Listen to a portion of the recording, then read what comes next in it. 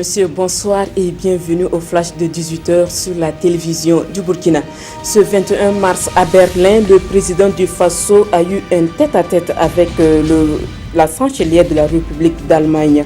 Une rencontre au cours de laquelle Angela Merkel et Roch-Marc Christian Kaboré se sont engagés à renforcer leur coopération dans plusieurs domaines avec un accent particulier sur le volet sécuritaire. À cet effet, Angela Merkel annonce un soutien aux forces de défense du Burkina Faso et des pays du G5 Sahel. Au-delà de la lutte contre le terrorisme, il est ressorti que l'axe Ouaga-Berlin va se renforcer, notamment dans des domaines comme l'agriculture, la formation professionnelle et l'énergie. Toujours à Berlin, le Forum économique germano-africain s'est ouvert ce 21 mars. Une rencontre qui a réuni plusieurs pays africains autour des dirigeants allemands et qui a été présidée par Roch-Marc Christian Kaboré. Dans son intervention, le président du Faso a invité les entrepreneurs étrangers à investir en Afrique car, selon lui, l'Afrique est un continent qui offre de belles opportunités, rentables aussi bien pour les bénéficiaires que pour les investisseurs. Le président du Faso a également appelé les Allemands à être des partenaires de premier plan pour une Afrique plus émergente.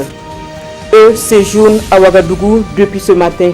Le président de l'Assemblée nationale française et une forte délégation sont au Burkina pour une visite de travail de 48 heures. Au programme de ces 48 heures à Ouagadougou, il est prévu des séances de travail avec leurs homologues du Burkina. Des rencontres qui devraient leur permettre de revisiter la coopération parlementaire entre le Burkina et la France. L'objectif étant de renforcer les relations entre les deux pays. Claude Bartolone s'est également prononcé sur plusieurs autres sujets, dont le dossier Thomas Sankara. L'eau, source de vie. La communauté internationale célèbre aujourd'hui 22 mars la journée mondiale de l'eau, une ressource célébrée depuis 1993. Cette année, les attentions sont focalisées autour des eaux usées, des eaux qui peuvent nuire à la santé des populations et même polluer l'environnement si elles ne sont pas bien encadrées. C'est pourquoi la communauté internationale invite l'ensemble des États à développer de nouvelles stratégies afin qu'aucune eau ne soit source de nuisance, mais plutôt utile pour les populations. Le maire de Ouagadougou, Armand Pierre Bewende, dément en bloc les griefs formulés à son encontre par les conseillers municipaux de l'UPC.